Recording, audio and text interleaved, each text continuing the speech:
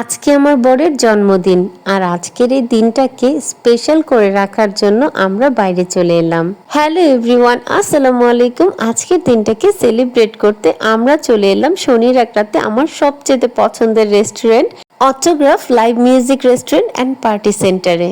এসেই দেখলাম কারো একজনের অ্যানিভার্সারির জন্য স্টেজ সাজানো হয়েছে, কিন্তু এখনো প্রোগ্রাম শুরু হয়নি। আর এত সুন্দর করে স্টেজটা সাজানো হয়েছে, সেই সুযোগটা আর আমরা মিস না করে আমরা আমাদের মতো করে কিছু ছবি অ্যান্ড ভিডিও করে নিলাম। অনেকক্ষণ তো আমরা দুজন মিলে ছবি তুলছিলাম আর ভিডিও করছিলাম। আর এখন আমার দুই রাজপুত্র চলে এলো ক্যামেরা বন্দি হতে। এখন আর কোনো কথাই চলবে না, এখন শুধুমাত্র মিশু ভাইয়ের গান চলবে।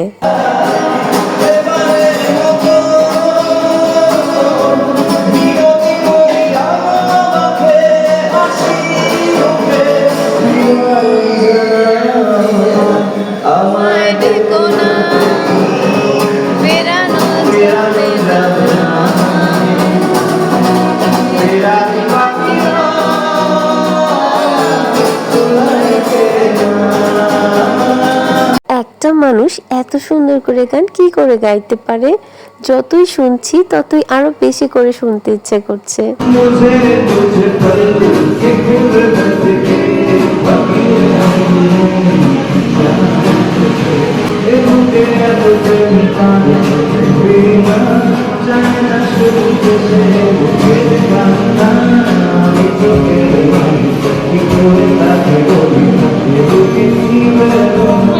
অসম্ভব রকমের ভালো লাগছিল ভাইয়ার গানগুলো শুনতে।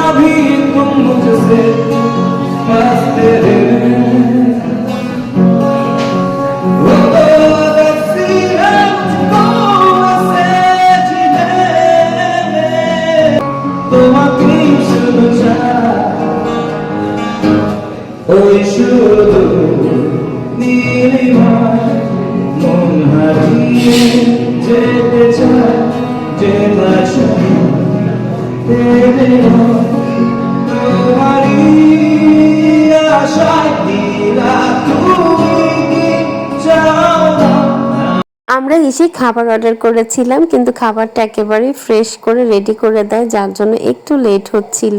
ভাইয়ের গান শুনে এত বেশি মুগ্ধ হয়ে গিয়েছিলাম, যার জন্য আমি খাবারের কথা ভুলেই গিয়েছিলাম। আমাদের সবার গল্প আর আড্ডা কিন্তু বেশ জমে উঠেছে। তবে আমরা সবাই মিলে বন্ধু মাহবুবকে অনেক বেশি মিস করছিলাম। বাচ্চার খাবার যে বাচ্চার মা খায় তার কিন্তু অনেক প্রমাণ আছে, কিন্তু ভাগিনার খাবার যে খালামণি আর মামারা খায় তার প্রমাণ আজকে দিলাম।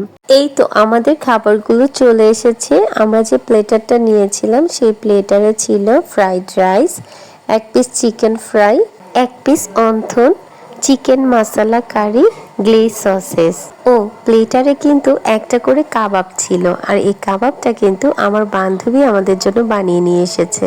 ওয়াও, খাবারটা যে কি পরিমাণ টেস্টি ছিল! অটোগ্রাফের খাবার বরাবরই আমার কাছে অনেক বেশি ভালো লাগে। আজ এই পর্যন্তই। এই ছিল আমার বরের বার্থডে ব্লগ।